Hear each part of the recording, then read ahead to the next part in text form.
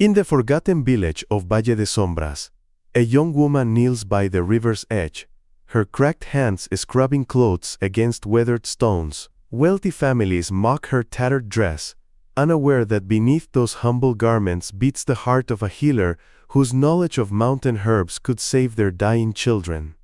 They're about to discover that some gifts aren't measured in gold coins, but in the courage to sacrifice everything for others. Before we dive deeper into this tale, tell us where you're listening from today. If this story touches your heart, make sure you're subscribed, because tomorrow I've saved something truly special for your ears. The morning mist clung to the mountainside as Lucia Mendoza wrung out another shirt, adding it to the growing pile beside her.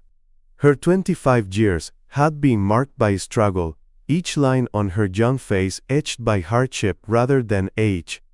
The villagers of Valle de Sombras knew her simply as La Lavandera, the washerwoman, the girl who appeared at their doorsteps 3 times weekly to collect their soiled linens and return them pristine by nightfall. Few bothered to learn her name. Fewer still noticed how she studied the wild herbs growing along the riverbank between loads of laundry, or how her small cottage at the village edge overflowed with dried plants hanging from every rafter. Another day, another centavo, she murmured, massaging her aching knuckles as the early sun finally broke through the mountain peaks. Valle de Sombras lived up to its name, Valley of Shadows, as light reached the village square only for precious few hours each day, surrounded as it was by towering peaks that seemed to touch the heavens themselves. Doña Carmela Valencia, the most prominent merchant's wife, approached the riverside with a basket of fine linens. Her silk dress rustled importantly with each step, and her lips curled with familiar disdain as she surveyed Lucia's work. "My husband has important guests, arriving tomorrow from the capital," she announced without greeting. "These must be perfect, no stains, no wrinkles." She dropped the basket carelessly, spattering mud onto the clothes Lucia had already finished. "Of course, Doña Valencia," Lucia replied, keeping her eyes lowered as she had learned to do. "They'll be ready by sunset. See that they are." Carmela turned to leave, then paused. "And Lucia, try not to smell of those strange weeds you collect. The last batch had an odd fragrance that my husband found aragraragrun distasteful." Lucia nodded silently, knowing that the strange weeds had been lavender to soothe headaches, something she added as a kindness without charging extra. She watched Carmela disappear toward the village square, before carefully retrieving the soiled garments from the mud. Young Miguel Ortiz, a bright-eyed 10-year-old with boundless curiosity, appeared from behind a nearby boulder where he'd been watching the exchange. Unlike the adults of Valle de Sombras, Miguel found Lucia fascinating. "Doña Valencia is mean," he declared, dropping cross-legged beside Lucia's washing spot. "Why do you let her talk to you that way?" Lucia smiled, her expression softening. "Because her words cannot hurt me, little one, and her coins pay for my bread." "But you know things," Miguel insisted. "Important things. My mama says you saved Widow Gonzalez's baby with your herbs when the doctor from the city had given up." Lucia glanced around nervously before responding. "Some knowledge is best kept quiet, Miguel. Not everyone understands the old ways of healing." The boy nodded solemnly, as though entrusted with a precious secret. Each week, he would sit with Lucia by the river while she worked, listening intently as she quietly taught him which plants could heal fevers, which could soothe coughs, and which must never be touched. What Miguel didn't know, what no one in the village fully understood, was that Lucia's knowledge extended far beyond simple folk remedies. Her grandmother had been a renowned curandera from the highest mountains, where ancient wisdom passed through generations had created healers whose abilities bordered on miraculous. Before her death, she had taught Lucia everything: how to read the signs in nature, how to prepare medicines that could cure ailments doctors declared hopeless, and most importantly, how to hide these gifts in a world that feared what it couldn't understand. The peaceful rhythm of Lucia's morning was shattered by commotion from the village center. Miguel jumped to his feet, eyes wide with excitement. "They're here! The men from the mountain!" he exclaimed, already running toward the square.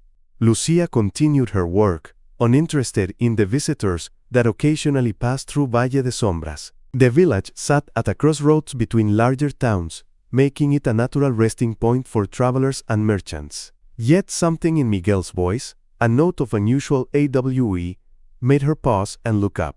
3 riders had entered the village square, their horses finer than any Lucia had seen before. Even from a distance, she could tell these were not ordinary travelers. Their clothes, though dusty from the road, were clearly expensive. The leader, a tall man whose face remained shadowed beneath a wide-brimmed hat, sat with the easy confidence of someone accustomed to command. Doña Carmela and her husband Eduardo were already fawning over the newcomers, no doubt hoping for profitable business. The Valencias owned the only inn in Valle de Sombras, along with the general store that controlled nearly all commerce in the isolated community. Lucia returned to her washing, the arrival of wealthy strangers meaning nothing to her years except perhaps more laundry tomorrow. The mountain peaks surrounding the valley had begun to turn golden with afternoon light when Miguel reappeared, breathless with excitement. "Lucia! Lucia! You won't believe it! They say he's Don Alejandro Montero himself." She wrung out a shirt, barely glancing up. "And who might that be?" Miguel's eyes widened in disbelief. "You don't know? Don Alejandro owns half the mountains. They say his hacienda has rooms filled with gold and gardens where fruits grow in winter. Everyone knows about Don Alejandro." "Everyone but me, it seems," Lucia replied with a small smile. "The affairs of rich men rarely concern women who wash clothes, Miguel." The boy dropped his voice dramatically. "But there's more. They say he searches for something. A healer. Someone who knows the secret plants of the mountains." Miguel's eyes sparkled. "Someone like you." This finally caught Lucia's attention, her hands freezing mid-motion. "Why would such a man need a healer? He can afford any doctor from the capital. They say his mother is dying.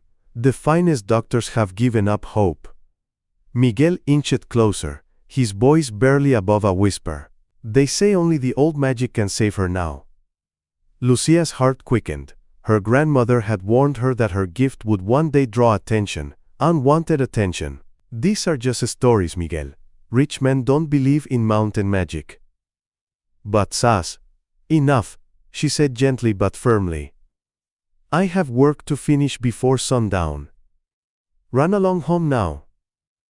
Reluctantly, Miguel departed, leaving Lucia alone with her troubled thoughts. If what the boy said was true, she needed to be more careful than ever. Her grandmother had told the stories of healers who were sought by the wealthy and powerful, only to be exploited until their knowledge was exhausted. Others were branded as witches when their remedies couldn't perform the impossible miracles expected of them. As twilight descended upon Valle de Sombras, Lucia gathered her day's work and began the delivery rounds. She left the Valencias inn for last, dreading another encounter with Doña Carmela. The inn's main room was unusually crowded and boisterous as she slipped through the back entrance with the clean laundry. In the kitchen, she found Marisol, the innkeeper's daughter, and one of the few villagers who treated Lucia with kindness. "You won't believe what's happening," Marisol whispered, helping Lucia arrange the linens. "Don Alejandro Montero himself, in our humble inn. Father is beside himself trying to impress him." "So I've heard," Lucia replied cautiously. "Your mother's clothes are finished. The stains came out completely." Marisol grabbed Lucia's hand impulsively. "Listen to me. He's asking questions about healers, curanderas who know the old ways. Father told him there's no one like that here, but—" Her eyes darted nervously. "We both know that's not true." Lucia withdrew her hand. "Your father is right. I'm just a lavandera. Nothing more. Lucia, I must go. It's getting dark." Lucia turned to leave, but found her path blocked by Eduardo Valencia himself, the innkeeper's imposing figure filling the doorway.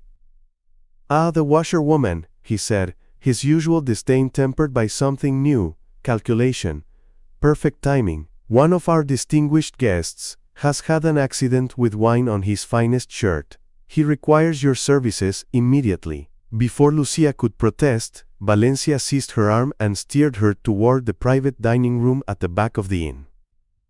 His grip was painfully tight as he leaned close to her ear. Don Alejandro has been asking about healers. Strange coincidence, considering the rumors about you. His voice was low and threatening. If there's profit to be made here, it will be mine, understand? Lucia's blood ran cold. Eduardo Valencia was known for his ruthlessness in business. If he suspected her secret, he would either expose her or exploit her. The private dining room door swung open, and Lucia found herself pushed inside. 3 men looked up from their meal, the travelers she had glimpsed earlier. The oldest among them was clearly ill, his skin pallid despite the room's warm glow. The second was middle-aged with the sharp eyes of a businessman. But it was the third who commanded the room. Don Alejandro Montero rose from his seat, and Lucia was struck by the contrast between his appearance and what village gossip suggested. No ostentatious display of wealth marked his person, just quiet quality in every detail, from his simple but perfectly tailored clothes to the single silver ring bearing what must be a family crest. His face was weather-bronzed, suggesting a man who spent time outdoors rather than lounging in a mansion. Only his eyes, intense, intelligent, and currently fixed on Lucia, suggested the power Miguel had described. "Señorita," he acknowledged with a slight bow. "I apologize for the interruption to your evening."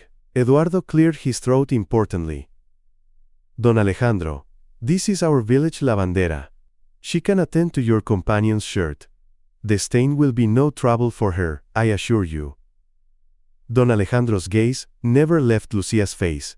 "Actually, I believe I need more than laundry services." He gestured to the older man. "My uncle has taken ill on our journey. The mountain air doesn't agree with him. I wondered if perhaps you might know of some local remedy to ease his breathing." Lucia felt trapped between Valencia's suspicious glare and Don Alejandro's penetrating gaze. I know very little, señor. Perhaps a tea of local herbs might help, but I'm no healer." "A tea would be most welcome," the sick man wheezed. "Anything to ease this tightness." Valencia's grip on Lucia's arm tightened. "The lavandera is being modest. Some say she has quite a gift with herbs. Unusual remedies, even." The calculation in Valencia's voice was unmistakable. He was testing her, seeing if there was profit to be made by exposing her knowledge to this wealthy visitor. Don Alejandro's eyes narrowed slightly, registering the dynamics at play. "Then perhaps she could prepare something for my uncle while attending to our laundry needs." He produced a gold coin that made Valencia's eyes widen. "For her trouble, of course." "Of course, Don Alejandro," Valencia practically bowed. "The girl will prepare whatever you need." He thrust the stained shirt into Lucia's arms and whispered harshly, "Don't disappoint our honored guests." Left with no choice, Lucia nodded. "I'll need my basket of supplies from home." "Marisol will accompany you," Valencia instructed, making it clear Lucia wasn't to be trusted alone. An hour later, Lucia returned with Marisol, bringing both cleaning supplies and a small pouch of dried herbs. Under Valencia's watchful eye, she prepared a tea of mountain sage, thyme, and a third herb she kept concealed in her palm as she dropped it into the boiling water. The sick room filled with a fragrant steam that seemed to ease the uncle's breathing almost immediately. As she worked on the wine stain, applying a paste of river clay and vinegar, Lucia felt Don Alejandro's eyes following her movements.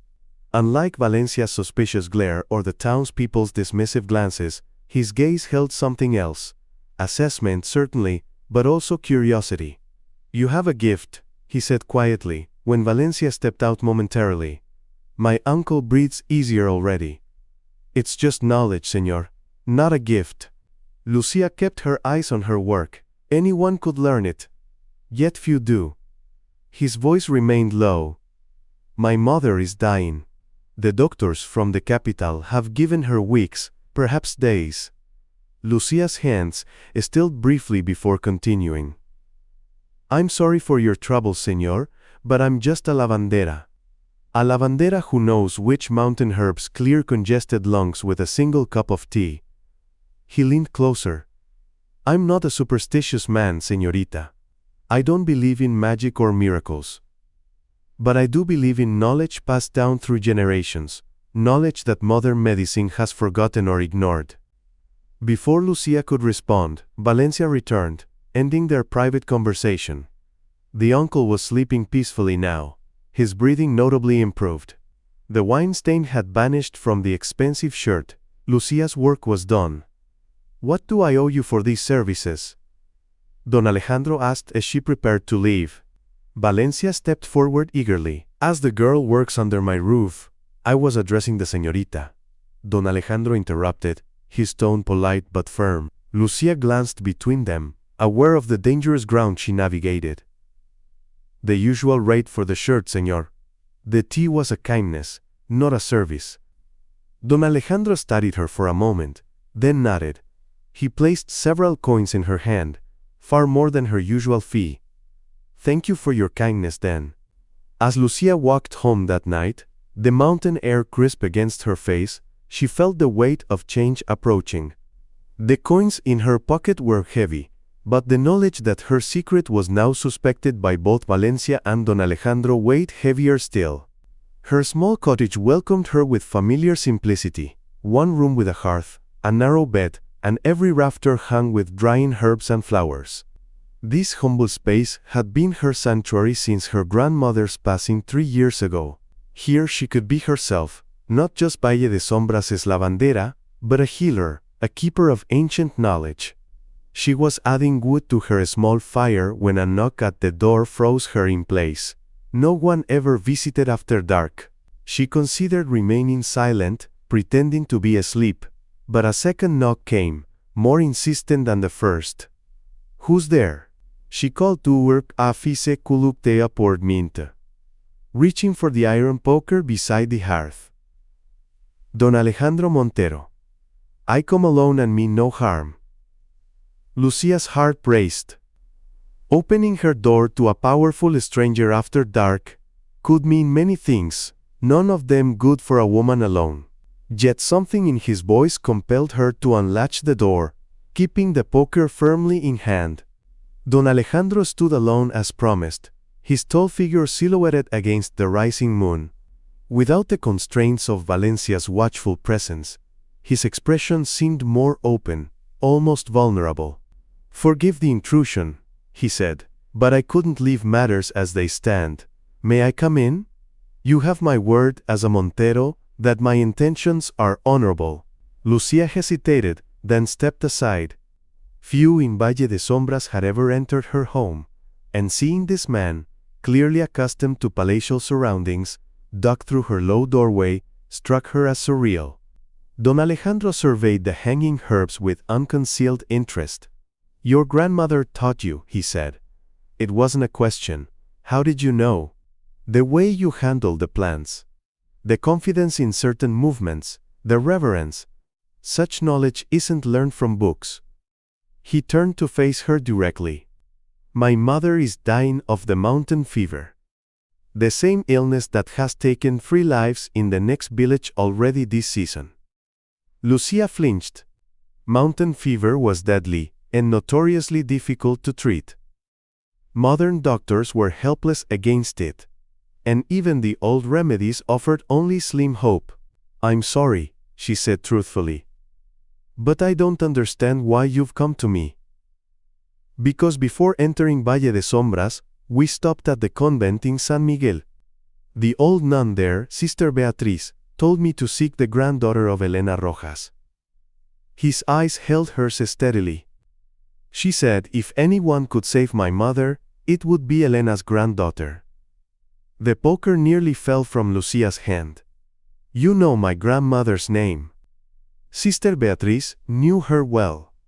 Said she was the finest healer in 3 provinces. He stepped closer.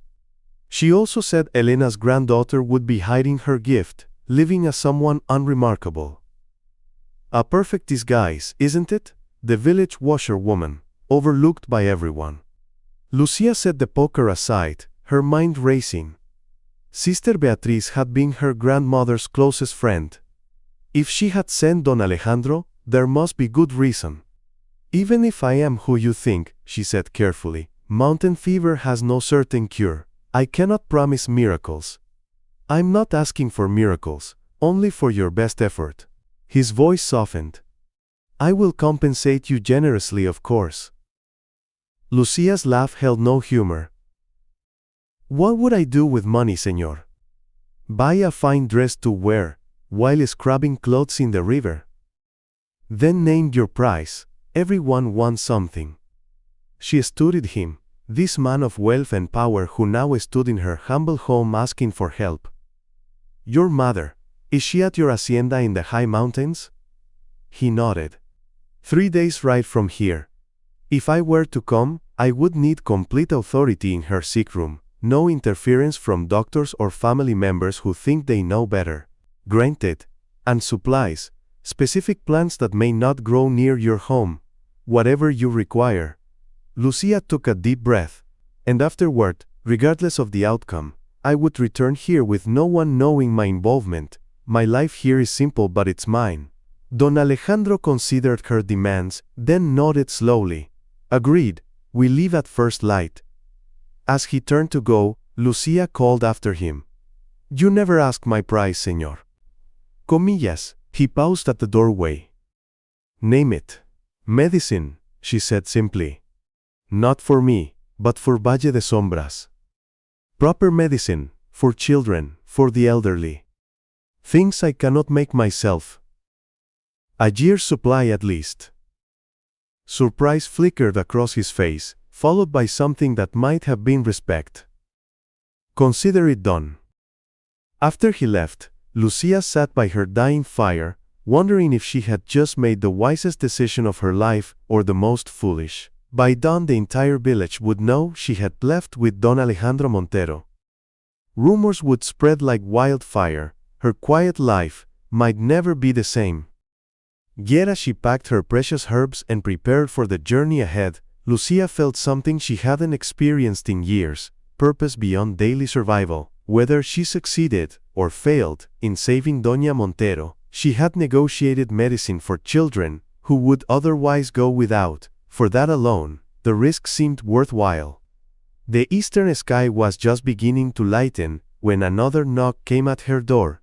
This time, it was Miguel, his young face serious, in the pre-dawn light. You're leaving, he said, his voice small. Marisol told me. Lucia knelt to meet his eyes. Just for a little while, I'll come back. Promise? I promise. She pressed a small leather pouch into his hands. Keep this safe for me. It contains seeds from my garden. They'll need planting when the quarter moon comes. Miguel clutched the pouch solemnly.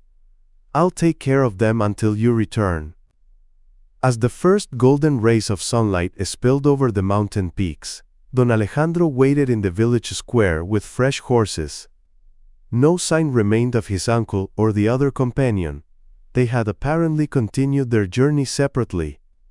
The villagers watched from windows and doorways as Lucia mounted the horse he provided, her simple bag of possessions looking painfully inadequate next to his fine saddle and cloak. Eduardo Valencia observed from the inn's porch, his expression calculating as ever, while Doña Carmela whispered furiously behind her hand to anyone who would listen. Ready? Don Alejandro asked, ignoring the stares and whispers. Lucia nodded, taking one last look at the only home she had ever known. Little did she know that when she returned to Valle de Sombras, if she returned, nothing would ever be the same again. I'm ready, she said, and together they rode toward the high mountains, leaving a wake of speculation behind them. The mountain trail wound ever upward as Lucia and Don Alejandro ascended into terrain few from Valle de Sombras ever ventured. Pine forests gave way to rocky outcroppings, the air growing thinner and sharper with each passing hour. Though accustomed to hard work, Lucia found the horseback journey grueling. Her thighs ached and her back stiffened, yet she refused to complain. We'll rest here, Don Alejandro announced near midday, stopping beside a crystal-clear stream. The horses need water, and so do we.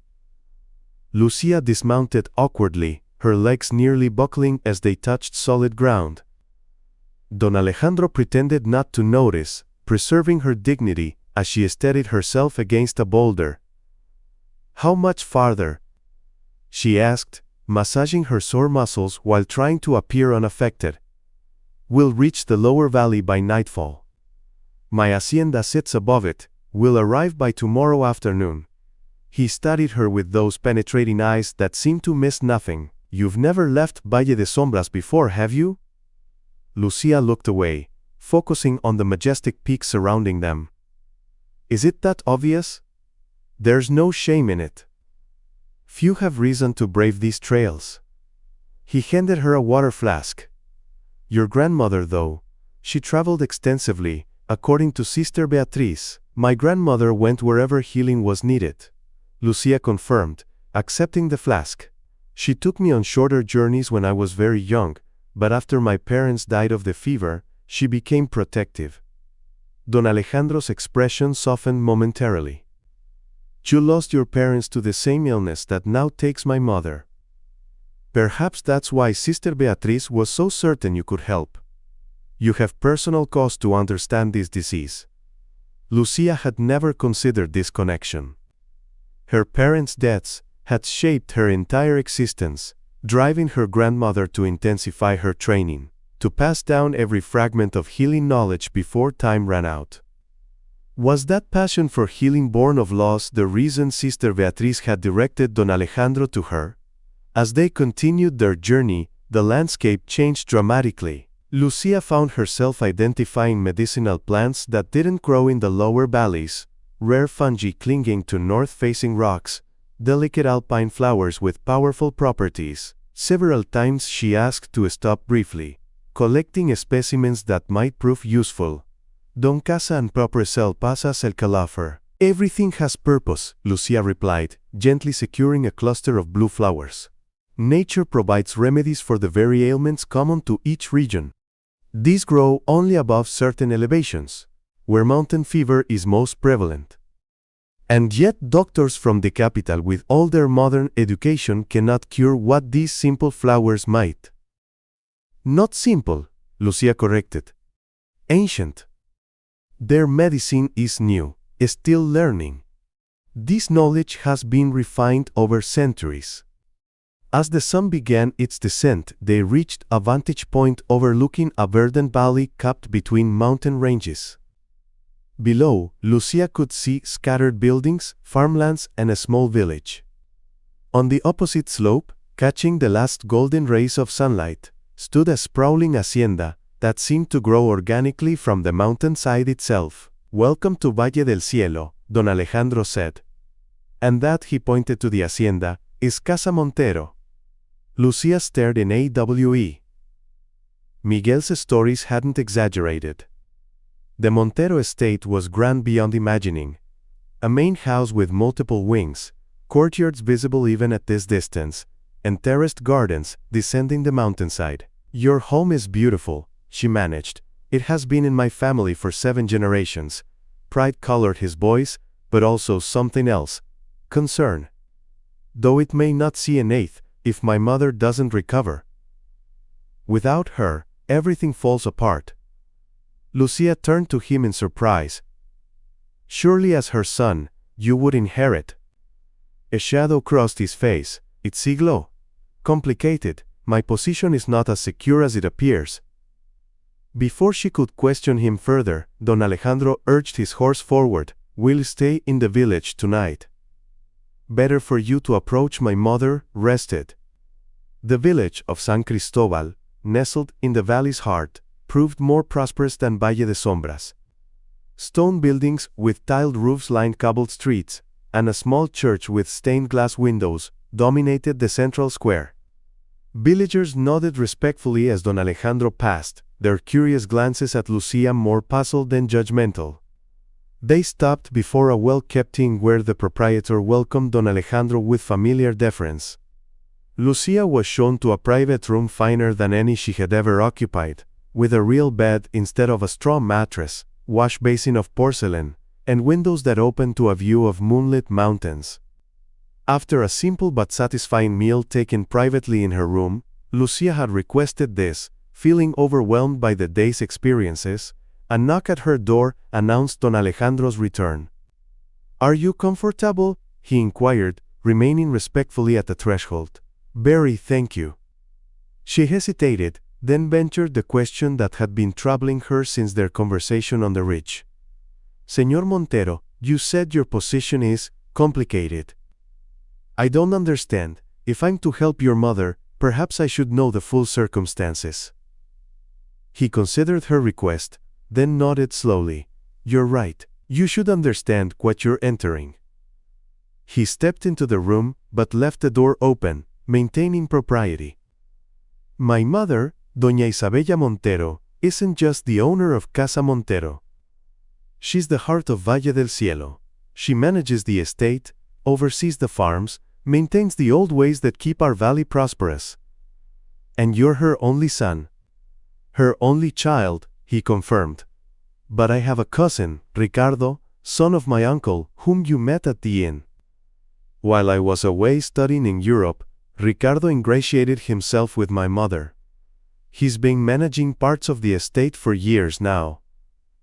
Understanding dawned on Lucia. "And if your mother dies?" "The estate falls into confusion. There's a will, of course, but Ricardo has positioned himself as indispensable. He's cultivated relationships with all the important families, knows every aspect of the business." Don Alejandro's jaw tightened. "I returned 6 months ago to find myself almost a stranger in my own home. You suspect your cousin. Of causing my mother's illness? No. Ricardo is ambitious, not murderous. But of taking advantage of it? Absolutely." He paced to the window, gazing toward the distant hacienda. "Every day she weakens, his influence grows. The doctor he brought from the capital seems more interested in keeping her sedated than cured." Lucia absorbed this information, understanding now why Don Alejandro had sought help in such distant places, why he needed someone with no connections to the complicated politics of Valle del Cielo. "Your cousin won't welcome my presence," she observed. "No, he won't. That's why I've told no one why I brought you." Don Alejandro turned back to face her. "As far as Ricardo knows, you're simply a new housemaid I hired in Valle de Sombras." "A housemaid?" Lucia couldn't keep the edge from her voice. "So I'm to continue my role as an invisible servant?" "It's the perfect cover," he explained, apparently missing her indignation. "Housemaids move freely through the hacienda, including my mother's rooms. No one questions their presence or pays them much attention." The familiar sting of dismissal burned through Lucia. All her life she had been overlooked, deemed unimportant. Even now, when her knowledge was desperately needed, she was to remain in the shadows. "I agreed to help your mother, not to play deceptive games," she said coldly. Don Alejandro seemed genuinely surprised by her reaction. "It's not deception, but protection, for you as much as for her. If Ricardo suspected your true purpose, he would find ways to prevent your access to my mother. As a humble servant, you'll be beneath his notice." "Beneath his notice," Lucia repeated, "as I've been beneath everyone's notice my entire life." Understanding finally registered in his expression. "I've offended you. That wasn't my intention." He approached, his voice softening. "Lucia, your knowledge, your gift, it's extraordinary. I wouldn't have journeyed to Valle de Sombras, wouldn't have followed Sister Beatrice's guidance if I didn't believe that. But Ricardo is dangerous in ways you can't imagine. This isn't about dignity. It's about strategy." Lucia wanted to remain angry, but the sincerity in his voice gave her pause. She recalled her grandmother's warnings about healing the powerful, how sometimes secrecy was the only protection. "Very well," she conceded. "I'll play the role of housemaid. But remember our agreement, complete authority in the sick room once I've assessed your mother's condition." "You have my word," he promised solemnly. We'll leave at first light tomorrow. Try to rest, you'll need your strength. After he departed, Lucia prepared for bed, her mind churning with all she had learned. The simple task of saving one woman from mountain fever had become entangled in family politics and power struggles. Yet underneath her apprehension lay a current of excitement. For the first time her knowledge would be tested beyond the modest elements of Valle de Sombras. This was why her grandmother had trained her so rigorously, for moments when life itself hung in the balance. Morning arrived with a gentle knock and a servant bearing hot water for washing. By the time Lucia descended to the inn's common room, Don Alejandro was waiting, their horses already saddled outside. I took the liberty of obtaining more suitable clothing, he said, presenting her with a bundle. The housekeeper at Casa Montero is expecting a new maid, and you'll be more comfortable in these. Lucia accepted the clothing, simple but well-made garments appropriate for domestic service in a grand house. Practical as the disguise might be, she couldn't help feeling a pang of resentment at how easily she slipped into the role of servant. The journey to Casa Montero took several hours, ascending switchback trails that offered increasingly spectacular views of the valley. As they approached, Lucia was struck by how the hacienda seemed both imposing and harmonious with its surroundings. Stone quarried from the mountain itself, timber from the forests below, gardens that transition naturally into the wild landscape beyond. They entered through a side gate where a stern-faced housekeeper awaited them. Señora Vargas, as Don Alejandro introduced her, scrutinized Lucia with narrowed eyes. "This is the new girl?" she asked, circling Lucia as if inspecting livestock. "Hands too fine for proper cleaning. Has she any experience in a grand house?" Before Lucia could respond, Don Alejandro intervened smoothly. "Lucia comes highly recommended for her attention to detail and discretion. I specifically requested her for the east wing." Comillas, something unspoken passed between them, and Señora Vargas's demeanor shifted subtly. "I see. Very well, she'll be shown her duties immediately." "I'd like to oversee her initial orientation myself," Don Alejandro insisted, given the delicate nature of the east wing's requirements. The housekeeper's lips thinned, but she nodded. "As you wish, Don Alejandro. I'll have her belongings taken to the servants' quarters." As they followed Señora Vargas through a maze of corridors, Lucia whispered, "She knows, doesn't she? Señora Vargas has served my mother for 30 years. She's loyal beyond question." He kept his voice low. "She doesn't know everything, but she understands you're here to help, not to scrub floors." The hacienda's interior proved even more impressive than its exterior. Vaulted ceilings, intricate tile work, furnishings that spoke of generations of wealth and taste. Servants moved efficiently through the halls, barely glancing at Lucia in her maid's attire.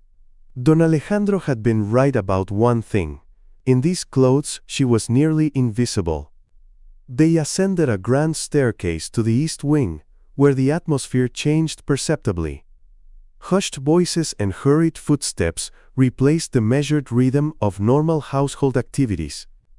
A guard-like figure stood outside double doors at the corridor's end, and medical equipment was visible in an adjacent room. "Ricardo has arranged quite the medical encampment," Don Alejandro observed, his tone carefully neutral. "Let me speak to Dr. Navarro first. Wait here." Lucia remained in the hallway, using the opportunity to observe.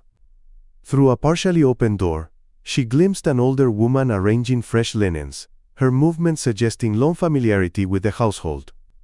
Two younger servants passed carrying basins of water, their worried expressions betraying the gravity of the situation beyond those guarded doors. Most telling was the scent. Beneath the usual aromas of a grand household, Lucia detected medicinal odors. Laudanum, certainly, and perhaps chloral hydrate, strong sedatives that modern doctors favored but which often masked symptoms without addressing causes. Don Alejandro emerged from his mother's room, accompanied by a distinguished-looking man in his 50s wearing a formal suit rather than a physician's coat. Doctor Navarro, this is Lucia, the new maid setting casamiento extio for my mother's care. The doctor barely glanced at her.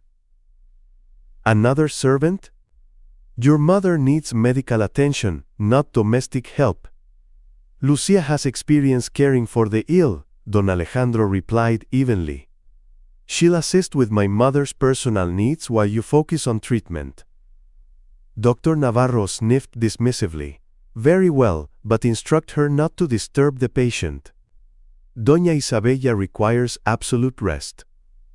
After the doctor departed, Don Alejandro muttered, Ricardo's puppet. He reports everything directly to my cousin. He's keeping her sedated, Lucia observed. I smelled the medicines.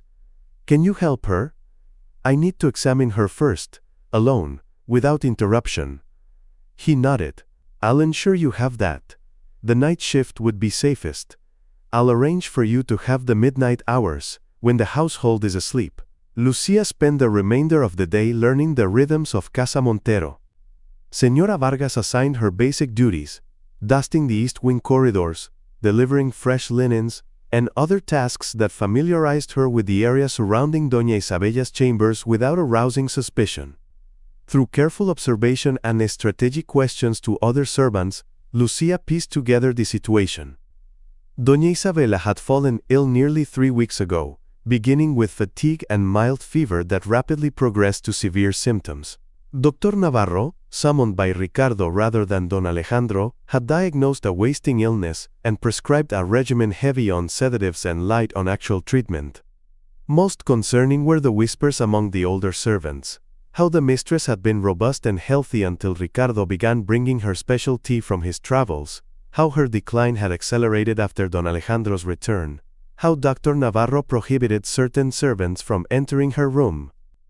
By nightfall, Lucia had formed suspicions too terrible to voice, even to Don Alejandro. She needed evidence before making accusations that could shatter this household.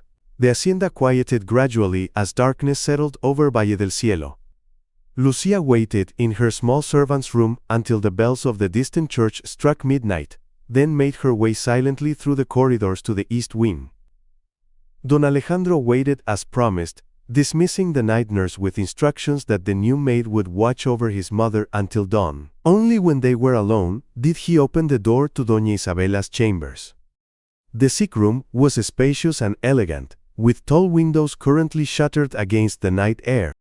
Lucia's attention, however, focused immediately on the frail figure in the canopied bed. Doña Isabella Montero lay unnaturally still, her once beautiful face now hollow, her breathing shallow and labored. Lucia approached reverently, aware that she was in the presence of a woman who commanded an entire valley. Even in illness, there was dignity in her bearing, strength in the fine bones of her face, that reminded Lucia of Don Alejandro. Mother, Don Alejandro whispered, taking the older woman's hand. I've brought someone to help you. Doña Isabella's eyes fluttered open, recognition dawning slowly through the haze of medications. Alejandro? Her voice was barely audible. You've returned. I never left, Mother. I've been here, but you've been sleeping. Confusion clouded her gaze. So tired, the doctor says I must rest. I know, but this is important. He gestured to Lucia. This is Lucia Mendoza. She has knowledge that might help you. Will you allow her to examine you? The older woman studied Lucia with unexpected lucidity. You're not a doctor. No, Doña Isabella. I'm a healer of a different kind. Something in Lucia's voice must have reached through the sedatives, for Doña Isabella's expression sharpened. Like the mountain women of old. My grandmother spoke of such healers. Yes, exactly like that. My grandmother taught me. Doña Isabella turned to her son. Ricardo and the doctor, Bisixitiqueal, won't know, Don Alejandro assured her. This is between us. She nodded weakly. Then proceed, child. I have nothing to lose. Lucia began her examination with gentle, practiced hands. She checked Doña Isabella's pulse at different points, observed the coloration of her skin and eyes, tested the temperature of her extremities compared to her core. Throughout, She asked careful questions about when symptoms had appeared, how they had progressed, and what treatments had been attempted. Most importantly, she requested to see all medicines and tonics currently being administered. Don Alejandro brought these from a nearby cabinet, an impressive array of bottles, packets, and vials. Lucia examined each carefully, opening, smelling, sometimes tasting a tiny amount on her fingertip. Her expression grew increasingly troubled. "What is it?" Don Alejandro asked, noting her concern. Lucia held up a particular vial of dark liquid. "This is supposedly a cordial for strengthening the Valle." "Yes." "Dr. Navarro administers it 3 times daily?" "That's right. He mixes it with water. Says it's imported from Europe." Lucia unstoppered the vial and wafted the scent toward her nose. "This contains belladonna, foxglove, and something else, possibly white hellebore. In these combinations and concentrations, it wouldn't strengthen anyone. Quite the opposite." Don Alejandro stiffened. "Are you saying quinielillos?" "Your mother isn't suffering from mountain fever," Lucia stated firmly. "She's being poisoned." The revelation hung in the air like a physical presence. Doña Isabella, despite her weakened state, showed no surprise, only a grim confirmation, as though she had suspected something similar. "Ricardo," she whispered. Don Alejandro's face transformed with fury. "I'll kill him myself." "No." Both women spoke simultaneously, Lucia continuing. "You have no proof that would satisfy authorities. The doctor would deny everything, claim these are standard treatments. Without evidence that would convince a magistrate, direct confrontation would only put your mother in greater danger." "Then what do you suggest?" El Cueva, he demanded, struggling to control his anger. "First, we helped your mother recover. No more of these medicines. I'll prepare alternatives that appear identical but will actually heal rather than harm. Second, we gather evidence. The contents of these vials should be analyzed by an independent physician, one not connected to your cousin. And third," Isabella added with surprising strength, "we set a trap for my nephew. If he believes I'm dying from his poisons, let him continue thinking so, while I regain my strength in secret." Lucia regarded the older woman with newfound respect. Even at her weakest, Doña Isabella Montero possessed a formidable mind. "Can you heal her?" Don Alejandro asked, his voice thick with emotion. "The poisons have taken a toll," Lucia admitted honestly. "Recovery will be slow and must remain hidden. But yes, without further poisoning, and with proper remedies, she should regain her health." Hope transformed Don Alejandro's features. "Tell me what you need." "First, complete privacy. No one but the 3 of us can know the truth. The doctor must believe his treatments continue unchanged. I'll arrange it. Second, access to your gardens and surrounding hillsides. I need fresh herbs, not just what I brought. Consider it done. And third," Lucia hesitated, "I need your trust. Some of my methods may seem strange to you, but they're based on generations of knowledge." Don Alejandro took her hand, an unexpected gesture that sent warmth coursing through her. "You have more than my trust, Lucia Mendoza. You have my gratitude, and my word that your courage won't be forgotten." That night marked the beginning of an elaborate deception. Each day, Lucia played her role as the unassuming new maid, dutifully delivering Dr. Navarro's medicines to Doña Isabella's room. Each night, she replaced these poisons with healing remedies carefully disguised to look identical. Don Alejandro arranged for her to have access to the extensive gardens of Casa Montero under the pretense of gathering fresh flowers for his mother's room. There, Lucia found many of the herbs she needed and secretly cultivated others from seeds she had brought. Most challenging was maintaining the illusion of Doña Isabella's continued decline. The formidable mistress of Casa Montero proved an excellent conspirator, appearing appropriately weak and confused whenever Dr. Navarro or Ricardo visited, only to sit up and engage in strategizing sessions the moment they departed. "You have a gift for deception, mother," Don Alejandro observed, with amusement after one such performance.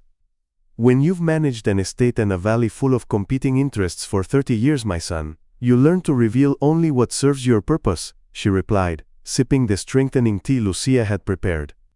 As days turned into weeks, Doña Isabella's true condition improved steadily. Color returned to her cheeks, her mind cleared completely, and her natural vigor began to reassert itself. Yet to the outside world, particularly to Ricardo and Dr. Navarro, she remained at death's door, supposedly sustained only by their increasingly aggressive treatments. Throughout this time, Lucia worked tirelessly, not only preparing remedies, but documenting everything: the contents of the poisonous medicines, Doña Isabella's symptoms and recovery, even conversations overheard between Ricardo and the doctor. This meticulous record would become their evidence when the time came to expose the truth. She also found herself drawn increasingly into the confidence of both Monteros. Doña Isabella, impressed by Lucia's knowledge and determination, began sharing stories of the valley's history, the challenges of managing such a vast estate, and her hopes for its future. Don Alejandro, for his part, sought Lucia's company even when his mother's care didn't require it. He showed her hidden corners of the gardens, ancient books in the hacienda's library, and viewpoints from the upper terraces that offered breathtaking vistas of Valle del Cielo. During these moments, Lucia glimpsed a different man from the commanding figure who had first appeared in Valle de Sombras. This Alejandro was thoughtful, sometimes uncertain, carrying the weight of his responsibilities with a quiet dignity that reminded her of her grandmother. "Why did you leave?" she asked one evening as they walked along a secluded garden path. "Your mother needed you, yet you studied in Europe while Ricardo established himself here." Pain flickered across his features. "I was young and restless.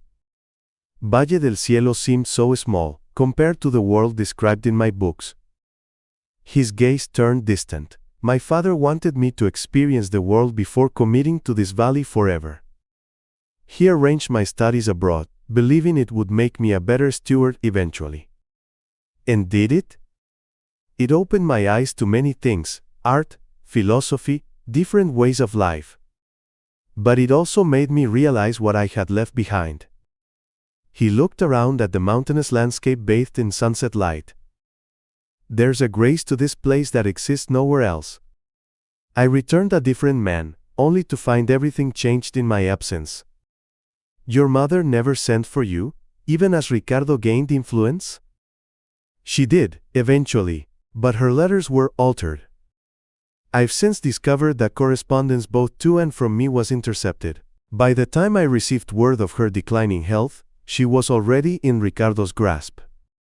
Lucia contemplated this sad history. "Yet you found a way to help her, despite everything. Comillas, recovery will be slow, and must remain hidden.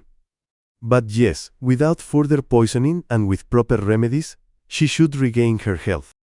Hope transformed Don Alejandro's features. "Tell me what you need." "First, complete privacy. No one but the three of us can know the truth. The doctor must believe his treatments continue unchanged. I'll arrange it. Second, access to your gardens and surrounding hillsides. I need fresh herbs, not just what I brought. Consider it done. And third," Lucia hesitated, "I need your trust. Some of my methods may seem strange to you, but they're based on generations of knowledge." Don Alejandro took her hand, an unexpected gesture that sent warmth coursing through her.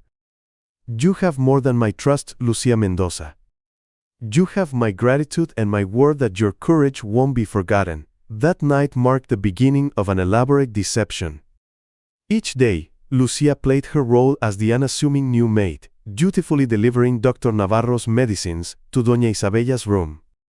Each night, she replaced these poisons with healing remedies carefully disguised to look identical. Don Alejandro arranged for her to have access to the extensive gardens of Casa Montero, under the pretense of gathering fresh flowers for his mother's room. There, Lucia found many of the herbs she needed and secretly cultivated others from seeds she had brought.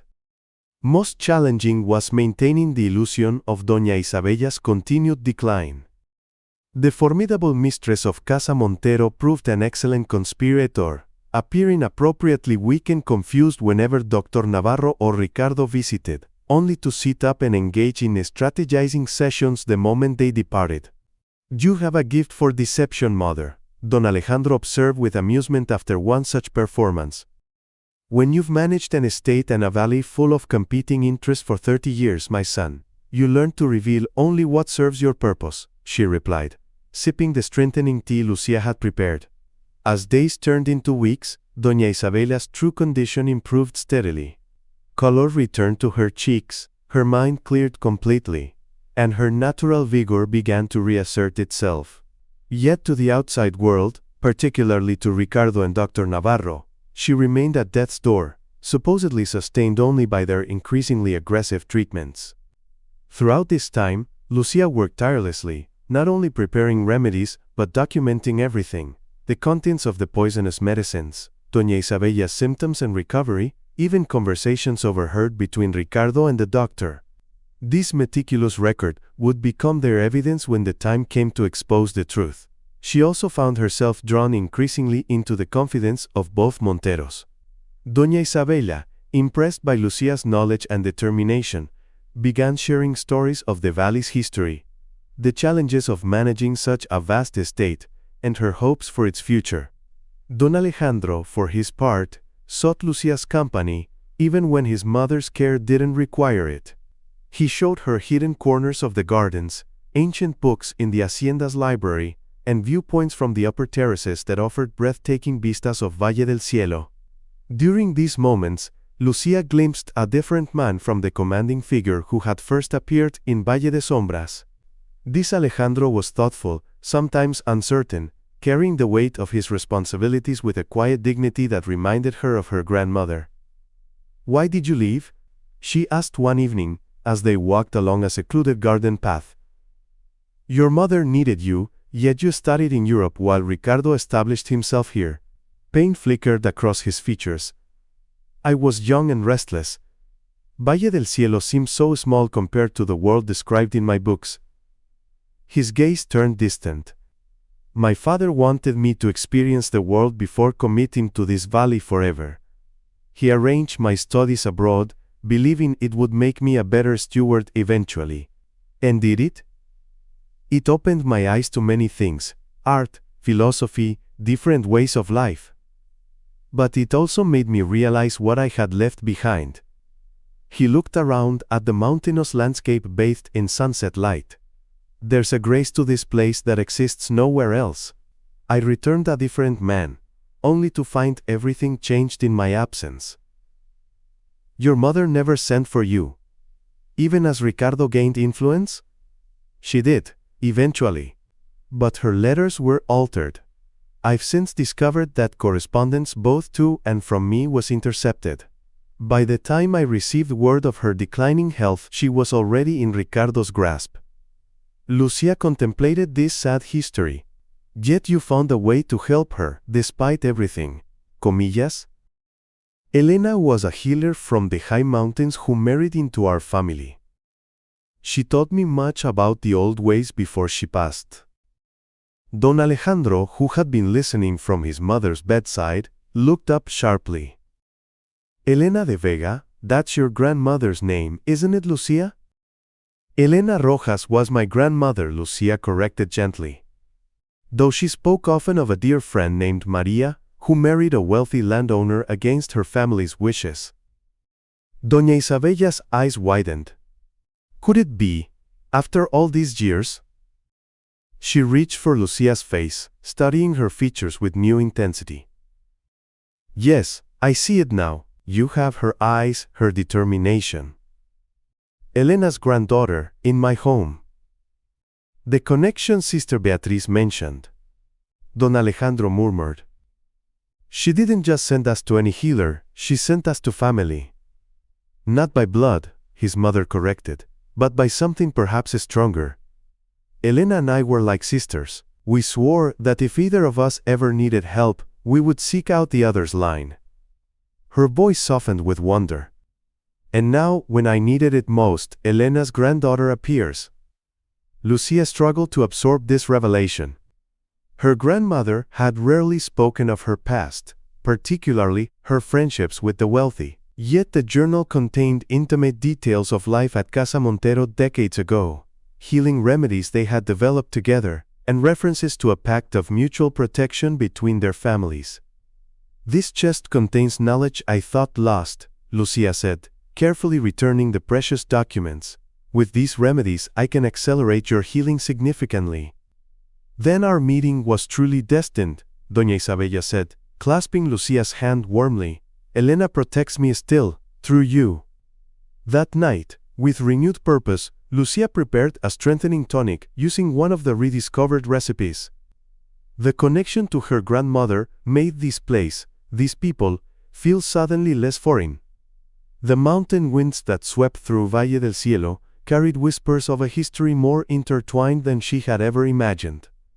She was so absorbed in her work that she didn't notice the shadow passing by her door, or hear the soft footsteps retreating down the corridor. The next morning brought an unwelcome development. Dr. Navarro arrived earlier than usual, accompanied by Ricardo.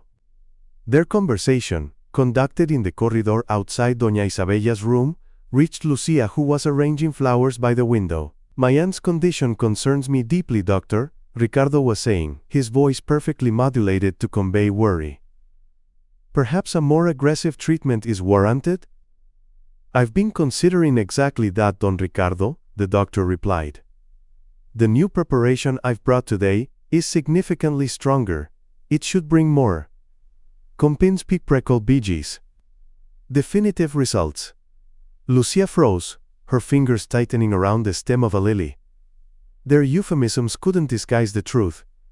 They were escalating the poisoning. Moving silently to the connecting door, she slipped into Doña Isabella's dressing room, moments before Ricardo and Dr. Navarro entered the sick room.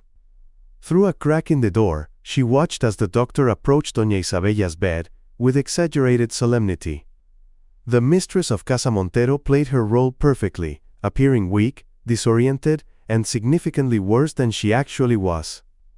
"A new medicine, Doña Isabella," Dr. Navarro announced, producing a dark bottle. "This should provide significant relief." "What is it?" Doña Isabella asked faintly. "A European formulation," he replied vaguely. "The latest advancement for conditions such as yours." Ricardo stepped forward, his concern so convincingly performed that even Lucia might have believed it had she not known better. "You must try it, aunt. We're all desperate for your recovery." Lucia's mind raced. The new medicine would certainly contain higher concentrations of poison, perhaps enough to overcome the protective remedies she had been administering. She couldn't allow Doña Isabella to take even a single dose. Before she could determine a course of action, the door to the corridor opened again and Don Alejandro entered. The tension in the room shifted immediately. "Cousin," Ricardo greeted with a thin smile, "you're just in time. Dr. Navarro has brought a promising new treatment for your mother." Don Alejandro's gaze flickered between the doctor's bottle and his mother's warning eyes. "How fortunate. Perhaps you could explain the composition of this miracle cure, doctor?" Dr. Navarro shifted uncomfortably. "It's a proprietary blend, I'm afraid. Professional confidentiality prevents me from detailing the exact ingredients." "How convenient," Don Alejandro replied coldly. "No matter. I've taken the liberty of contacting Dr. Fuentes from Madrid. He'll be arriving tomorrow to offer a second opinion." The effect of this announcement was immediate. Ricardo's false smile vanished, and Dr. Navarro paled visibly. "A second opinion is unnecessary," the doctor protested.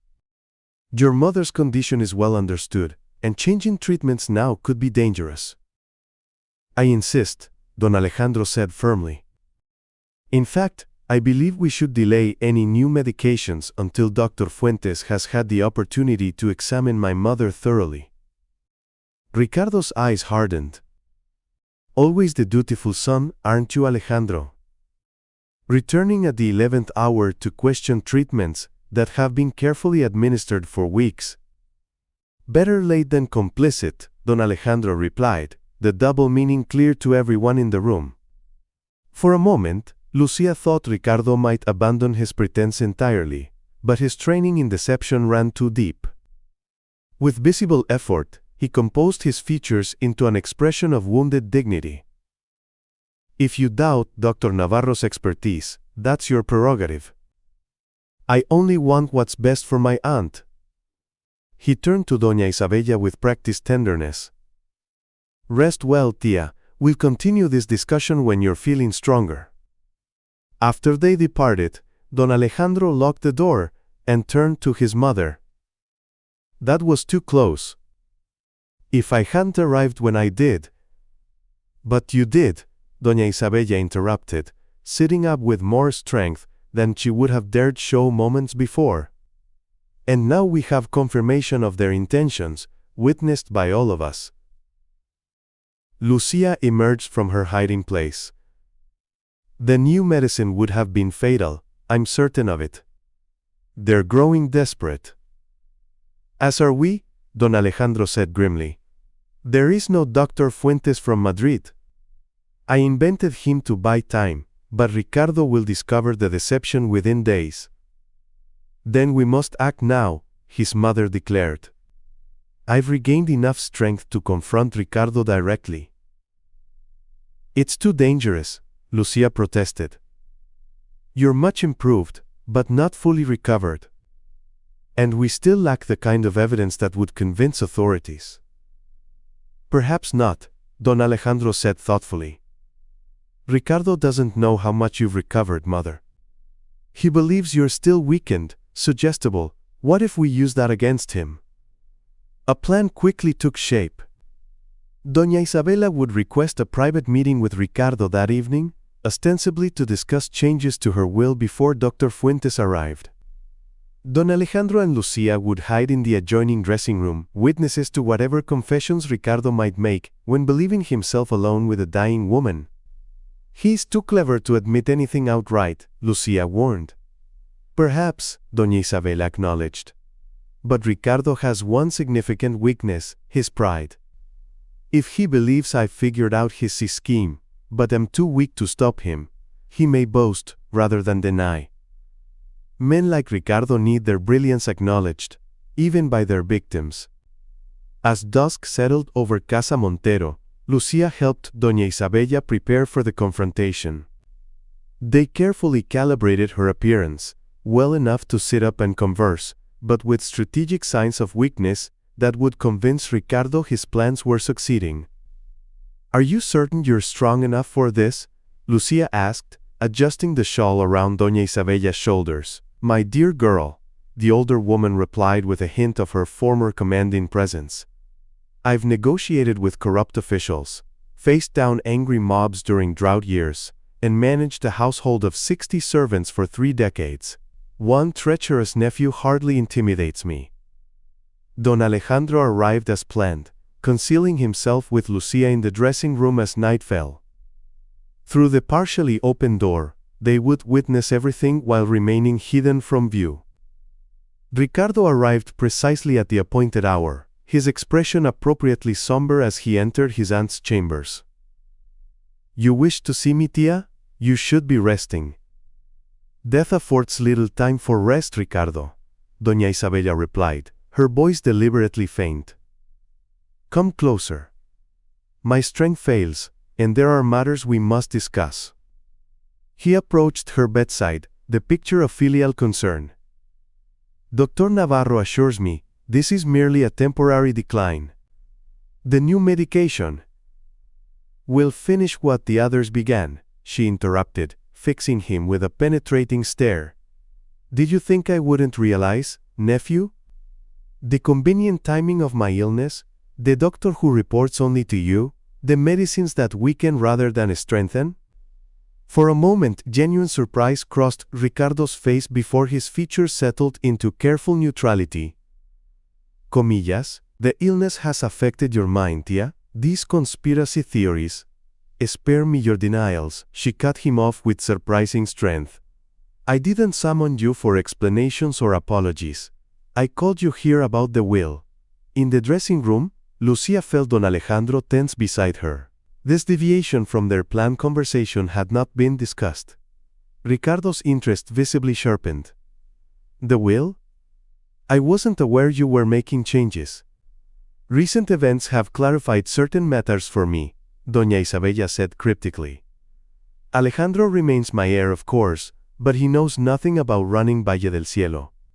He's been absent too long, lost touch with our ways. Ricardo leaned forward slightly. A valid concern. The valley requires experienced management, which is why I'm adding provisions, she continued. A 3-year transition period during which you would retain operational control of the estate while Alejandro learns what he has forgotten. Lucia could scarcely believe what she was hearing. Was Doña Isabella actually rewarding Ricardo's treachery? Beside her, Don Alejandro's expression darkened, though he remained silent as agreed. Ricardo studied his aunt carefully. A sensible arrangement. Though I must say, your clarity surprises me given your condition. Approaching death focuses the mind wonderfully, she replied dryly. But there's more. In the event that Alejandro proves resistant to your guidance, the will provides alternatives. Alternatives, Ricardo prompted, barely concealing his eagerness.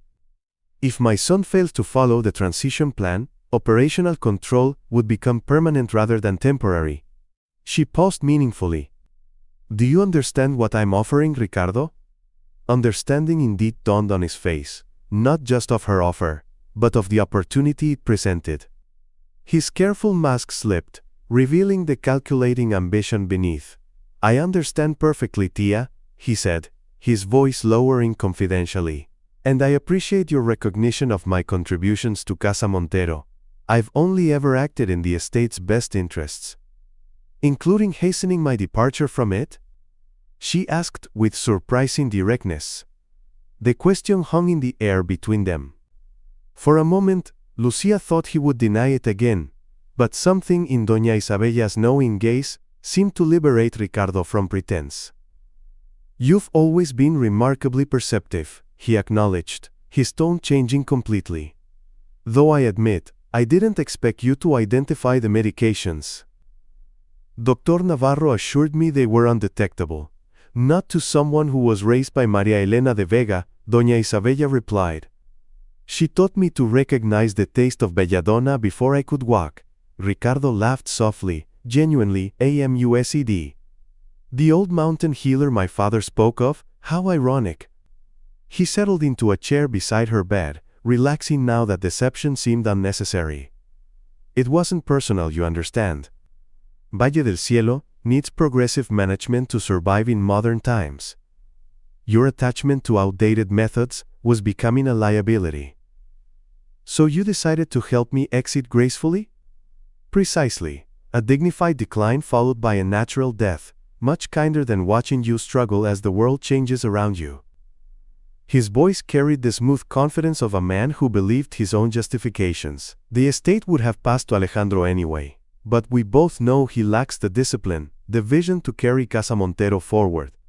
In the dressing room, Don Alejandro's jaw clenched, but Lucia placed a restraining hand on his arm. They needed Ricardo to continue, to provide incontrovertible evidence of his crimes, and now, Doña Isabella asked, You believe I'll simply sign this new will, and continue taking your medicines until the inevitable occurs? Ricardo's smile turned cold. I believe you're a practical woman who recognizes reality. Your condition is irreversible now. Dr. Navarro has seen to that. The only question is whether your final days are comfortable or otherwise. He leaned closer. And whether Alejandro retains anything of his inheritance or loses everything through his own incompetence. You've thought of everything, she observed. I learned from the best. He stood, straightening his jacket. I'll have the revised will prepared tomorrow. With your signature, I'll ensure your legacy continues exactly as it should. His eyes hardened. Without it, I'm afraid Dr. Navarro's new treatment will proceed immediately, and I can't guarantee a peaceful transition. Comillas, the threat hung in the air, as Ricardo bowed formally. Rest well, Tia, I'll return in the morning for your decision." After he departed, Don Alejandro burst from the hiding place, his face contorted with fury. "That's enough evidence to hang him twice over. I'll summon the magistrate immediately." "No," Doña Isabella said firmly, "not yet." "Mother, you heard him.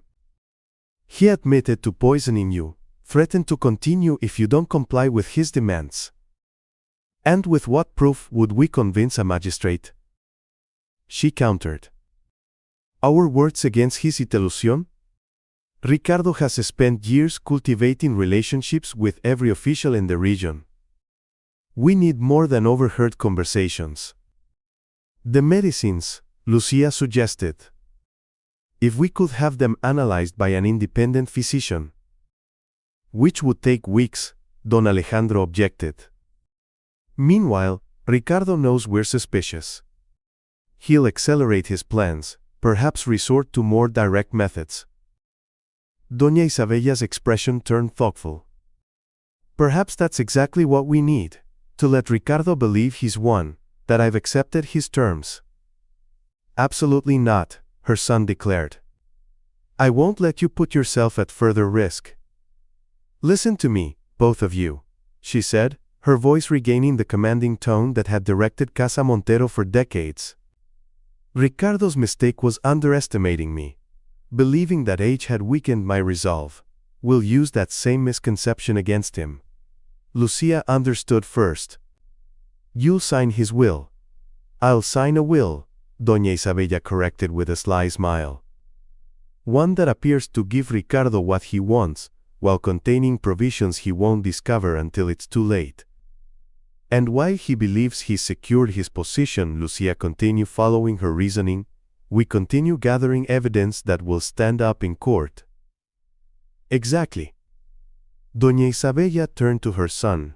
"Alejandro, summon our family lawyer, not the one Ricardo uses, but old Hernandez who handled your father's affairs. He lives in retirement in the village. Tell him I need a special document prepared with specific triggers and conditions." Don Alejandro looked between the two women, reluctantly impressed by their strategy. "And what about Ricardo's new treatment?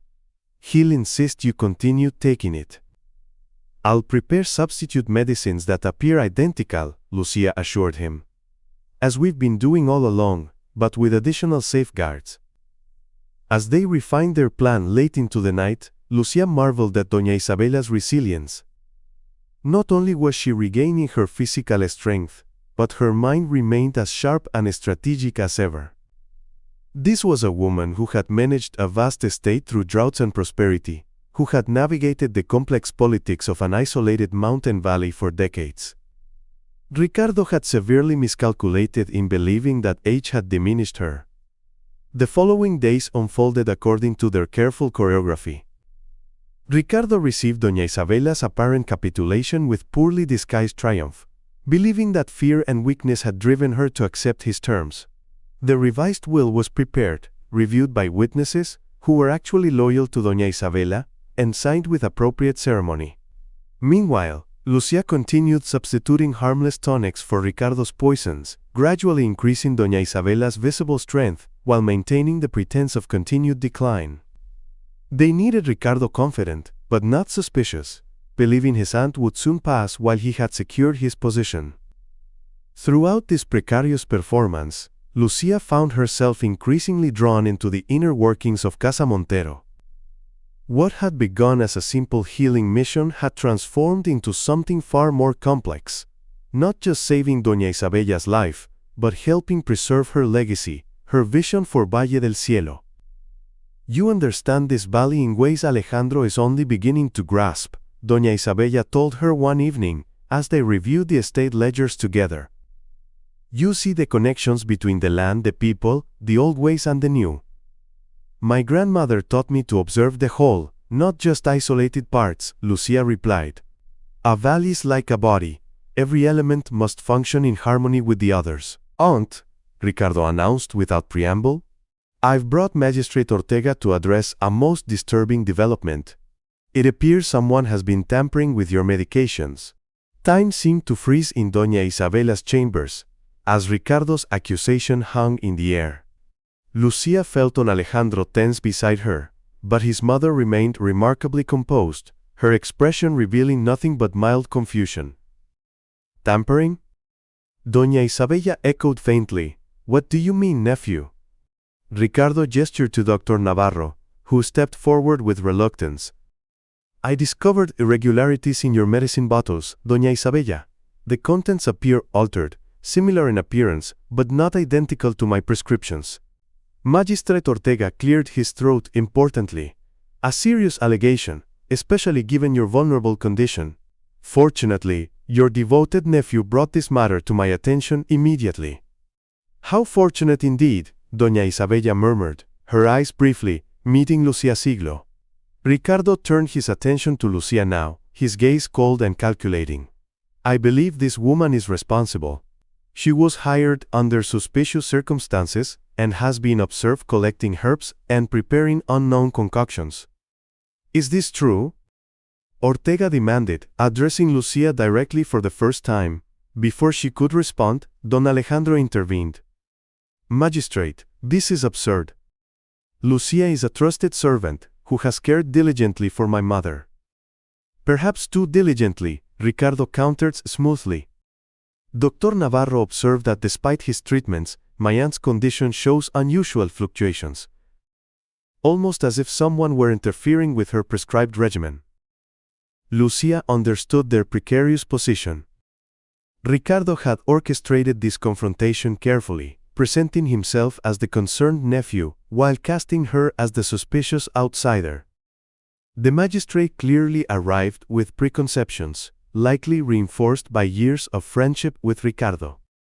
What they needed was irrefutable evidence of Ricardo's true intentions, evidence they hadn't yet secured.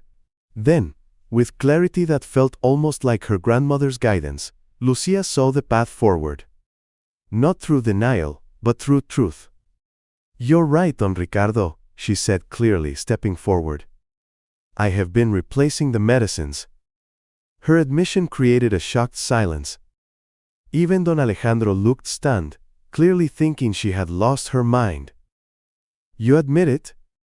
Magistrate Ortega appeared surprised by this easy confession. "I do," Lucia continued calmly.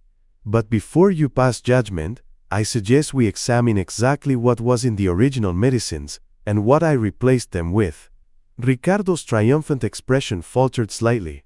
"That's unnecessary. The doctor's testimony is precisely what we should verify," Doña Isabella interrupted, her voice stronger than she had allowed Ricardo to hear in weeks. "Magistrate Ortega, as the alleged victim in this matter, I believe I have the right to understand exactly what has been happening in my sick room." The magistrate hesitated, glancing between Ricardo's suddenly tense face and Doña Isabella's determined one. "That seems reasonable.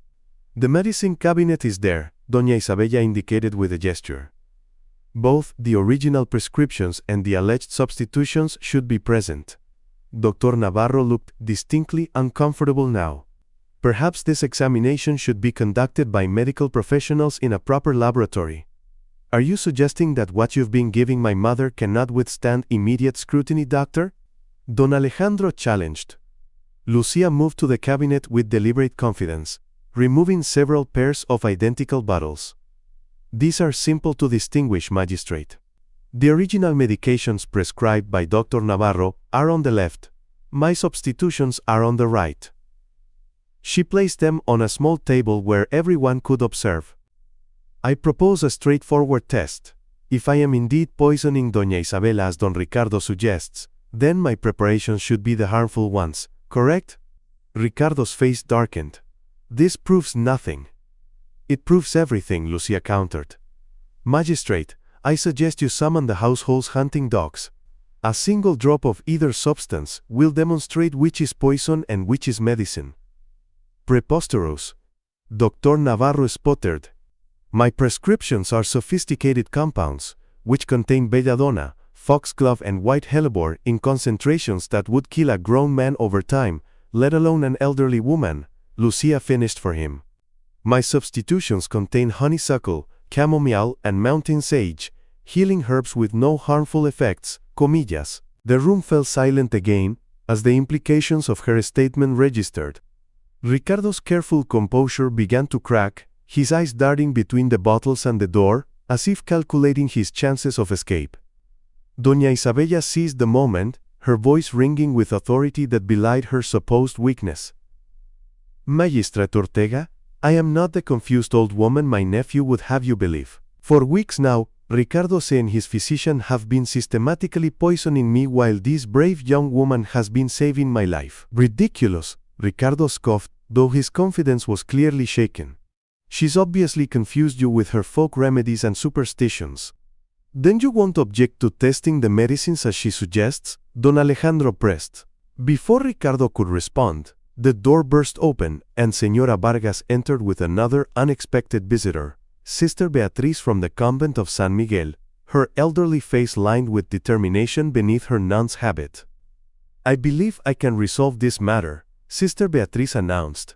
I have analyzed samples of both medications that Señora Vargas provided to me last week. She held up a sealed document. My findings are quite conclusive. Ricardo stared at the housekeeper with naked betrayal. You have served the Montero family loyally for 30 years, Señora Vargas finished proudly. Did you think I wouldn't recognize the signs of poisoning? That I wouldn't seek help from those who would know? Sister Beatriz handed her document to the magistrate. You'll find that the original prescriptions contain lethal doses of several poisons administered gradually, to mimic natural decline. The substitutions, however, contain only healing herbs known to counteract these specific toxins.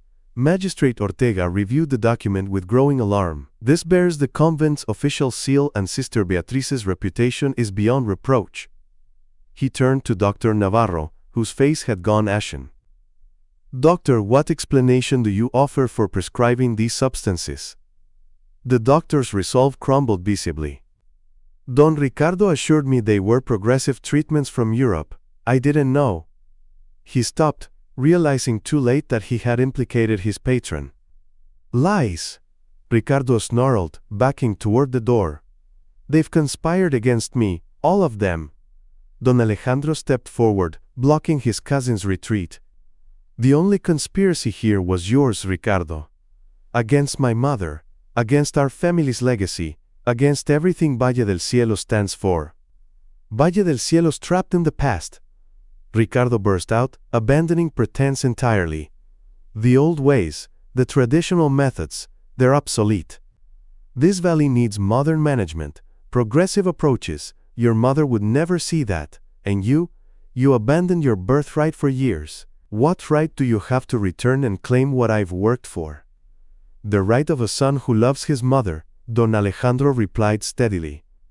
The right of a man who has learned that progress without wisdom destroys more than it creates. Magistrate Ortega had heard enough. Don Ricardo Montero, I am placing you under arrest for attempted murder and conspiracy. Dr. Navarro, you will also be detained pending further investigation. As Ricardo was led away, still protesting his innocence and the injustice of his treatment, Doña Isabella finally allowed herself to sit up fully, dropping all pretense of weakness. Well, she said with remarkable composure, that was rather more dramatic than we had planned. Sister Beatriz approached the bed, clasping Doña Isabella's hands warmly. Elena would be proud of her granddaughter, she said, smiling at Lucia. And proud of how you recognized her gift when it appeared at your door. How did you know to come today? Lucia asked the elderly nun. Some things cannot be explained in ordinary terms, Sister Beatriz replied cryptically. Let's simply say that I felt Elena's presence most insistently this morning, urging me to bring my findings to Casa Montero without delay.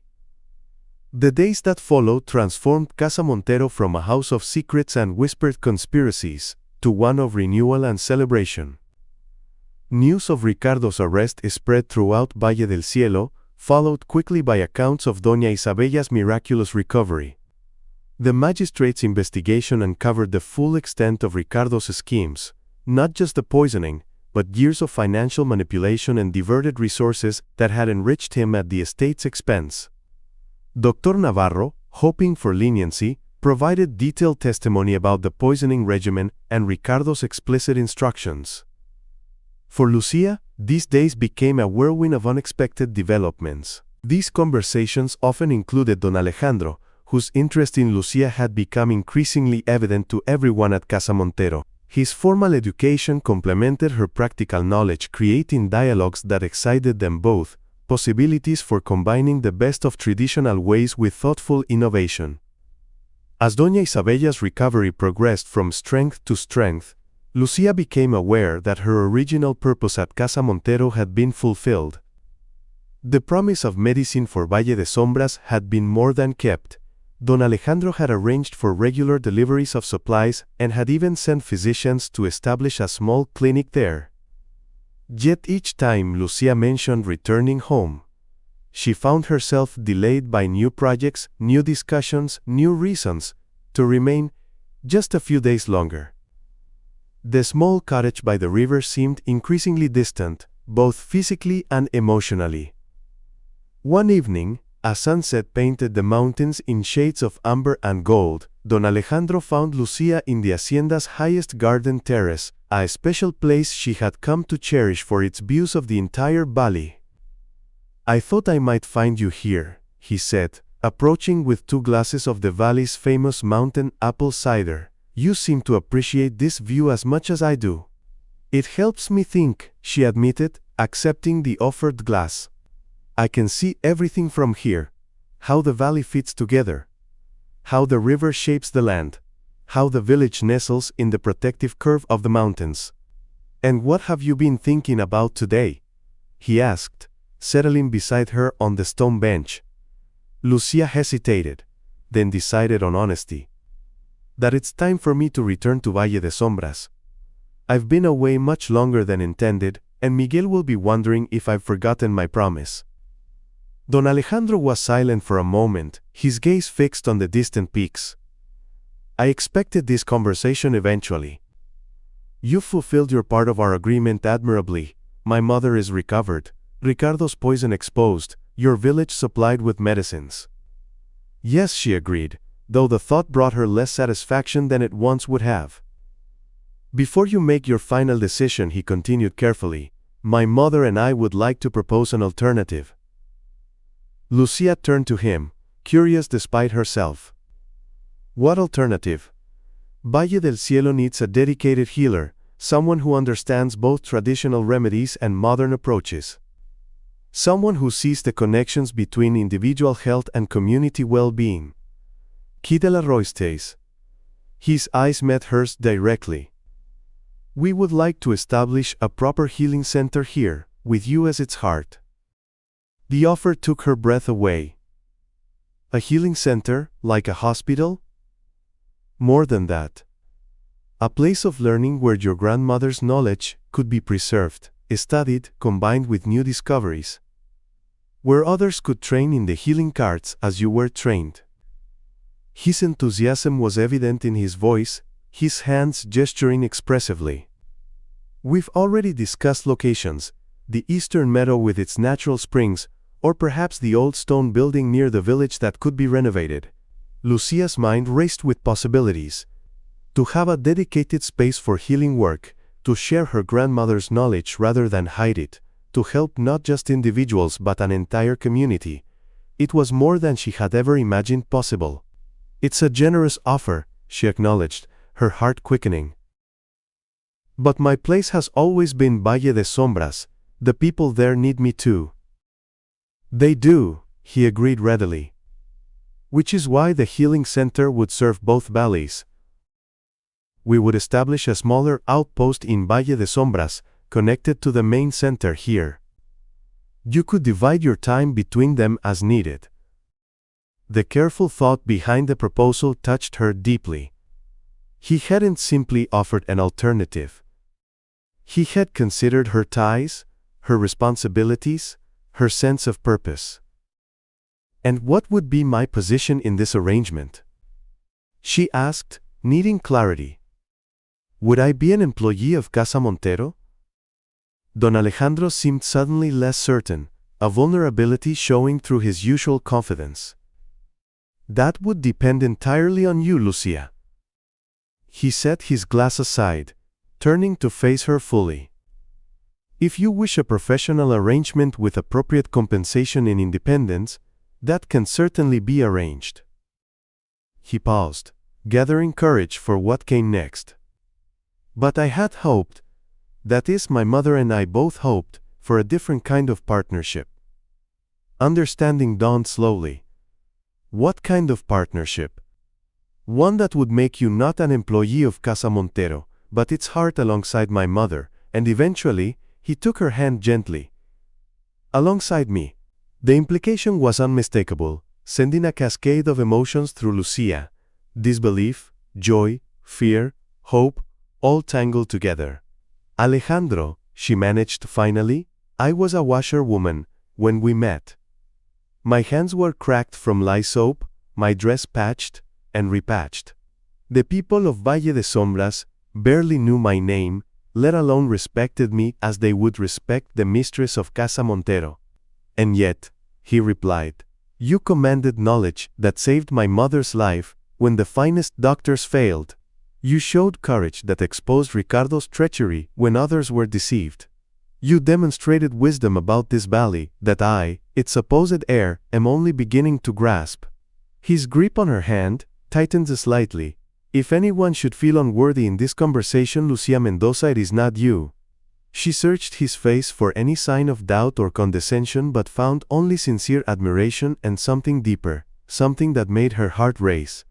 People would talk, she warned, though her resistance was weakening.